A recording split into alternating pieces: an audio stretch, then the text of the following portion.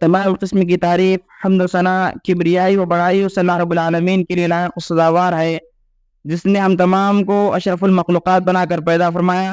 بعد درود و سلام ہو تمام انبیاء کرام پر، خصوصاً میرے اور آپ کے آقا جناب محمد رسول اللہ صلی اللہ علیہ وسلم پر۔ اللہم صلی وسلم علی نبینا محمد۔ معزز سامعین، آپ کے سامنے ہر خطبے میں 3 آیتیں تلاوت کی جاتی ہیں۔ انہی 3 آیتوں کا مقصد تقوی ہے۔ اللہ رب العالمین نے قرآن مجید میں جتنی بھی عبادتیں ہم پر فرض کی ہے، چاہے وہ مالی عبادتیں ہوں، چاہے بدنی عبادتیں ہوں، کسی بھی طرح کی عبادت ہو، اللہ رب العالمین نے ہر عبادت کا مقصد جو ہے تقوی بتایا۔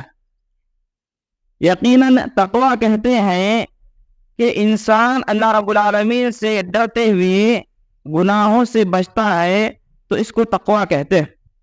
اللہ رب العالمین نے ہمیں عبادتیں جو فرض کی ہے، ہم ان عبادتوں کو انجام دے کر اللہ رب العالمین کا ڈر، اللہ رب العالمین کا خوف اپنے دلوں میں پیدا کر سکتے ہیں۔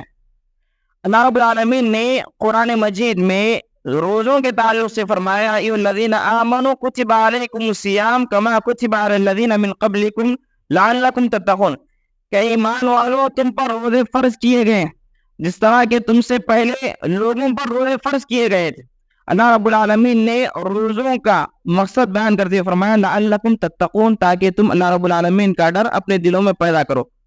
اسی طرح اللہ رب العالمین نے حج کے تعلق سے فرمایا کہ حج کرنے سے بھی انسان کے اندر اللہ تعالیٰ کا ڈر پیدا ہوتا ہے۔ الحج اشہر معلومات فمن فرض فیہن الحج فلا رفث ولا فسوق ولا جدال فی الحج وتزودوا فإن خیر الزاد التقوی۔ تو معزز سامعین، حج کرنے سے بھی انسان کے اندر تقوی پیدا ہوتا ہے۔ اسی طرح اللہ رب العالمین نے ہم پر جو عبادت فرض کی ہے آج کے دن، یعنی جو انسان اپنی استطاعت کے مطابق قربانی دیتا ہے اللہ رب العالمین کے راستے میں، جو ابراہیم علیہ السلام کی سنت ہے جس کو ہم آپ صلی اللہ علیہ وسلم کے طریقے کے مطابق انجام دیتے ہیں، اللہ رب العالمین نے بھی اس عبادت کا مقصد تقوی بتایا ہے۔ اللہ رب العالمین نے قرآن مجید میں فرمایا لن ینال اللہ لحومها ولا دماؤها ولکن ینالہ التقوی منکم، کہ رب العالمین کو نہ آپ کی قربانیوں کا گوشت پہنچتا ہے، نہ ان جانوروں کا خون پہنچتا ہے، ولیکن ینالہ التقوی منکم، اللہ رب العالمین کو اگر کوئی چیز پہنچتی ہے تو وہ تمہارے دلوں کا تقوی ہے۔ ہمارے دلوں کا تقوی ہے، ہمارے دلوں کا ڈر اللہ رب العالمین کو پہنچتا ہے کہ ہم کتنا اللہ رب العالمین سے ڈرتے ہیں۔ نہ جانور کو اللہ رب العالمین کی ضرورت ہے، نہ جانور کے خون کی اللہ رب العالمین کو ضرورت ہے۔ اللہ رب العالمین کوئی چیز چاہتا ہے تو وہ ہمارے دلوں کا تقوی ہے۔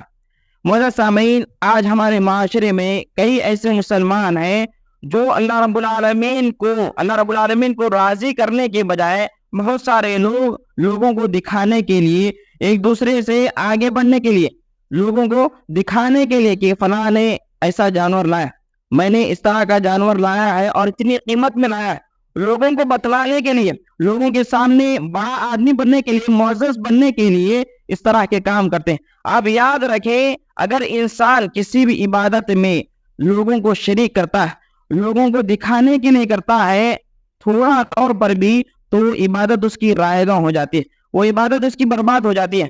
اللہ رب العالمین حدیث قدسی میں فرماتے ہیں من عمل عملا اشرک فیہ معی غیری ترکتہ وشرکہ، کہ جو کوئی بھی بندہ ایسا کام کرے جس میں وہ میرے ساتھ دوسروں کو بھی شریک کرے تو میں اس کو اس کے عمل کو چھوڑ دیتا ہوں، یعنی اللہ رب العالمین ایسے عمل کو قبول نہیں کرتا ہے۔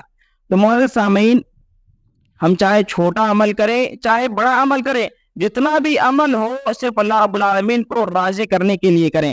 کیوں؟ اس لیے کہ اللہ رب العالمین نے قربانی کا مقصد یہی بتایا ہے کہ اللہ رب العالمین ہمارے دلوں کے تقوی کو دیکھنا چاہتا ہے کہ ہم تقوی کے کتنے پابند ہیں۔ معزز سامعین، یقیناً تقوی کی بڑی اہمیت ہے۔ اللہ کے نبی صلی اللہ علیہ وسلم تقوی حاصل کرنے کے لیے دعا پڑھنے کا اہتمام کرتے تھے۔ اللہ کے نبی نے حدیث میں آتا ہے اللہم آتی نفسی تقوی وزکیہا انت خیر من زکاہا انت ولیہا و مولاہا۔ اللہ کے نبی صلی اللہ علیہ وسلم اس دعا کو پڑھنے کا اہتمام کرتے تھے، اور اللہ رب العالمین نے قرآن مجید میں بیان فرمایا کہ تقوی سب سے بہترین لباس، اللہ رب العالمین نے قرآن مجید میں فرمایا یا بنی آدم قد انزلنا علیکم لباسا یواری سوآتکم وریشا ولباس التقوی ذالک خیر، کہ اے بنی آدم، اے آدم کی اولاد، ہم نے تم پر لباس کو اتارا ہے جو تمہاری شرمگاہوں کی حفاظت کرتا ہے، جو تمہاری شرمگاہوں کو چھپاتا ہے، وَلِبَاسُ التَّقْوَىٰ ذَلِكَ خَيْرٌ، لیکن جو تقوی کا لباس ہے، تقوی کا لباس ہے وہ بہترین لباس ہے۔ یعنی اگر انسان اپنے اندر اللہ رب العالمین کا ڈر پیدا کر لیتا ہے تو یہ لباس انسان کو دنیا میں بھی کامیابی عطا کرتا ہے اور آخرت میں بھی کامیابی عطا کرتا ہے۔ تو معزز سامعین، اللہ رب العالمین نے ہم پر جتنے بھی عبادتیں فرض کی ہیں ان کا اکثر عبادتوں کا مقصد جو ہے اللہ رب العالمین کا ڈر پیدا کرنا ہے۔ ہم عبادتیں کر رہے ہیں لیکن ہمارے اندر اگر ڈر پیدا نہیں ہو رہا ہے تو ہمیں دیکھنا چاہیے کہ ہم اس عبادت میں کیا غلطی کر رہے ہیں، یا آیا ہم اس عبادت کو سنت کے موافق کر رہے ہیں، یا ہمارے اندر ریاکاری داخل ہو رہی ہے۔ یہ ساری چیزوں کو ہمیں دیکھنا چاہیے۔ اور اسی طرح ہم میں سے کئی انسان جب سفر کرتے ہیں تو سفر کے دوران گھر سے توشہ لے کر نکلتے ہیں، سفر کے دوران گھر سے توشہ لے کر نکلتے ہیں، مکمل تیاری کے ساتھ سفر کے لیے نکلتے ہیں۔ اسی طرح ہم میں سے ہر انسان آخرت کی سفر کی طرف چل رہا ہے، آخرت کے سفر کی طرف چل رہا ہے۔ تو ایسی صورت میں ہمارے لیے جو سب سے بہترین توشہ ہے آخرت کے سفر کے لیے وہ تقوی کا ہے۔ اللہ رب العالمین نے قرآن مجید میں فرمایا وَتَزَوَّدُوا فَإِنَّ خَيْرَ زَادِ التَّقْوَىٰ وَاتَّقُونِ يَا أُولِي الْأَلْبَابِ، کہ تم سفر کے لیے توشہ تیار کرو، فَإِنَّ خَيْرَ زَادِ التَّقْوَىٰ، کہ سب سے بہترین جو توشہ ہے وہ تقوی کا ہے۔ آخرت کے لیے جو تقوی بہترین توشہ ہے وہ تقوی کا ہے۔ وَاتَّقُونِ يَا أُولِي الْأَلْبَابِ، اللہ رب العالمین نے فرمایا کہ اے عقل والو اللہ رب العالمین سے ڈرو۔ تو معزز سامعین، جتنی بھی عبادتیں اللہ رب العالمین نے ہم پر فرض کی ہیں ان کا مقصد تقوی ہے۔ یہ آپ کے سامنے یہ چیز بیان کی گئی۔ دوسری چیز یہ کہ جو قربانی آج کے دن ہم کرتے ہیں جس کو سنت ابراہیمی کہا جاتا ہے، جس کو ہم آپ صلی اللہ علیہ وسلم کے طریقے کے موافق کرتے ہیں، ابراہیم علیہ السلام کی زندگی آپ دیکھیں گے تو شروع سے لے کر آخر تک اللہ رب العالمین نے انہیں کئی آزمائشوں سے دوچار کیا۔ ان کی زندگی، مکمل زندگی مصائب سے گزری ہے۔ کئی اللہ رب العالمین نے ان پر آزمائشیں ڈالی ہیں۔ سب سے پہلی آزمائش یہی کہ وہ ابراہیم علیہ السلام ایک بت خانے میں پیدا ہوتے ہیں۔ ان کے والد صاحب جو ہے بتوں کو تراشتے تھے اور بتوں کو بیچا کرتے تھے۔ ایک مشرک گھر میں وہ پیدا ہوتے ہیں، لیکن اللہ رب العالمین کی معرفت حاصل کر کے، اللہ رب العالمین کو تلاش کر کے، اللہ رب العالمین کو پہچان کر پھر اللہ رب العالمین کی عبادت کرتے ہیں۔ اللہ رب العالمین نے انہیں اولاد نہیں دی تھی، 80 سال کی عمر تک انہیں کوئی اولاد نہیں تھی۔ وہ بارہا دعا کرتے تھے، اللہ رب العالمین سے ہمیشہ دعا کرتے تھے۔ ہر والد کی تمنا ہوتی ہے کہ اس کی اولاد، اس کے لڑکے ہو، ہر والد کی تمنا ہوتی ہے۔ 80 سال کی عمر میں اللہ رب العالمین انہیں ایک لڑکا عطا کرتا ہے جس کا نام وہ اسماعیل رکھتے ہیں۔ اس کے بعد وہ ایک دوسری آزمائش یہ آتی ہے، اللہ رب العالمین انہیں اولاد دینے کے بعد یہ حکم دیتا ہے کہ اپنی اولاد کو، جس کو تم پسند کرتے ہو، جس کی ہر انسان کو محبت ہوتی ہے، اللہ رب العالمین انہیں حکم دیتا ہے کہ تم انہیں مکہ کی وادی میں چھوڑ آؤ۔ تو ابراہیم علیہ السلام کے اندر تقوی ہوتا ہے، وہ صبر کرتے ہیں اور اللہ رب العالمین کے حکم کی تعمیل کرتے ہوئے اپنی بیوی اور بچے کو وہاں پر چھوڑ دیتے ہیں۔ ایسی بنجر زمین جہاں پر نہ ایک پودا اگتا ہے اور جہاں پر نہ پانی کی سہولت ہے، کسی طرح کی سہولت نہیں ہے، لیکن پھر بھی اللہ رب العالمین کے حکم کی تعمیل کرتے ہوئے وہ اپنے بچے کو اور اپنی بیوی کو چھوڑاتے ہیں۔ جیسے ہی بچہ جوان ہوتا ہے اس کے بعد ابراہیم علیہ السلام خواب میں دیکھتے ہیں کہ وہ اپنے بیٹے کو ذبح کر رہے ہیں۔ تو وہ ذبح کرنے سے پہلے اپنے بیٹے کے پاس آتے ہیں اور پوچھتے ہیں کہ میں نے اس طرح کا خواب دیکھا ہے، میں نے یہ خواب دیکھا ہے، تم کیا کہتے ہو؟ تو ابراہیم علیہ السلام کے بیٹے اسماعیل علیہ السلام کہتے ہیں یا ابت افعل ما تؤمر ستجدنی انشاءاللہ من الصابرین، کہ والد آپ کو جو حکم ملا ہے اس کو کر گزریے، یقیناً آپ مجھے عنقریب صبر کرنے والوں میں سے پائیں گے۔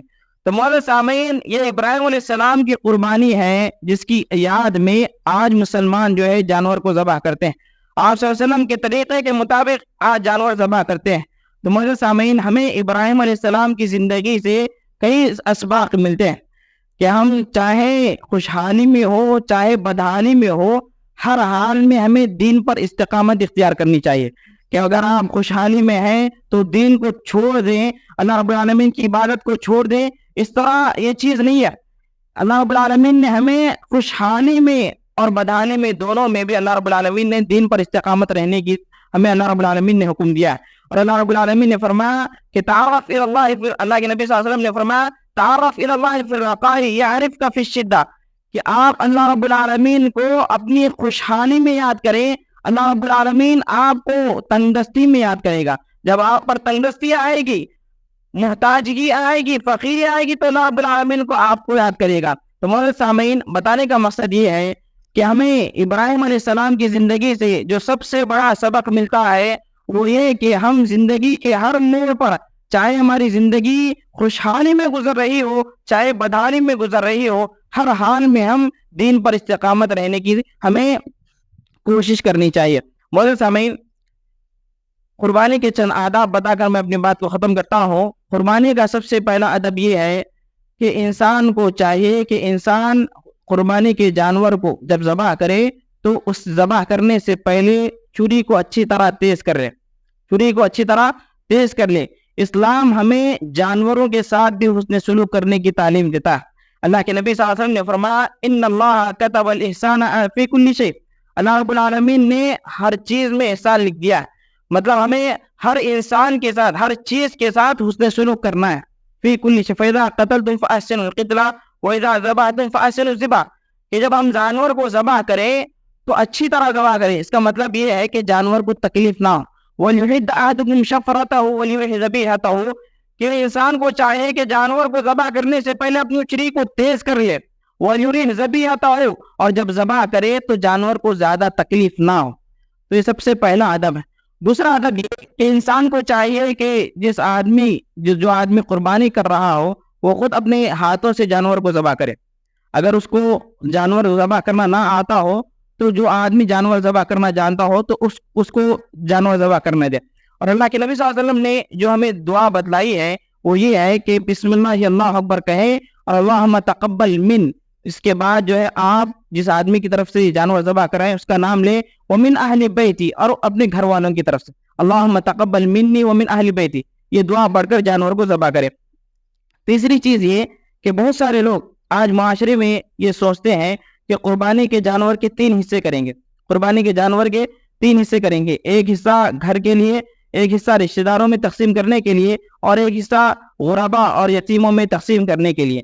لیکن اللہ کے نبی صلی اللہ علیہ وسلم نے اس طرح کا حکم پہلے ہی دیا تھا, لیکن آخری دنوں میں اللہ کے نبی صلی اللہ علیہ وسلم نے حکم دیا تزودوا کلوا وتزودوا وتدخروا. اللہ کے نبی صلی اللہ علیہ وسلم نے فرمایا کہ گوشت کو کھاؤ اور اسے اکٹھا کر کے رکھو اور اسے لوگوں میں تقسیم کرو, یہ تینوں چیزیں کرو. اور اللہ رب العالمین نے قرآن مجید میں فرمایا فَكُلُوا مِنْهَا وَأَطْعِمُوا الْبَائِسَ الْفَقِيرَ, کہ تم اس قربانی کے گوشت سے خود کھاؤ اور بھوکے فقیروں کو بھی کھلاؤ. تمہارے سامعین, یہ جو 3 حصے کی بات ہے یہ بالکل بھی درست نہیں ہے. آپ اس کو رکھ بھی سکتے ہیں اور فقیروں میں بھی تقسیم بھی کر سکتے ہیں اور رشتہ داروں میں بھی تقسیم کر سکتے ہیں. چوتھی چیز یہ کہ قربانی کے جو دن ہیں, جہاں تک ہم قربانی کر سکتے ہیں, کتنے دن ہیں؟ 4 دن. آج سے لے کر اس عید کے دن کے بعد سے لے کر 3 اور دن تک آپ قربانی کر سکتے ہیں. لیکن اللہ کے نبی صلی اللہ علیہ وسلم حدیث میں بیان فرماتے ہیں کہ جو سب سے افضل قربانی ہے وہ کس دن کی ہے؟ پہلے دن کی ہے. اللہ کے نبی صلی اللہ علیہ وسلم نے فرمایا افضل الایام عند اللہ ایام النحر, کہ اللہ رب العالمین کے نزدیک سب سے افضل دن جو ہے اللہ رب العالمین کے نزدیک وہ یوم النحر ہے, یعنی 10 ذی الحجہ کا دن ہے, عید کا دن ہے. کہ اس دن اگر انسان قربانی کرتا ہے تو کل والے دن سے زیادہ فضیلت اس دن کو حاصل ہے. تو مولانا سامعین, اللہ رب العالمین سے دعا ہے کہ اللہ رب العالمین ہمیں ان باتوں پر عمل کرنے کی توفیق عطا فرمائے.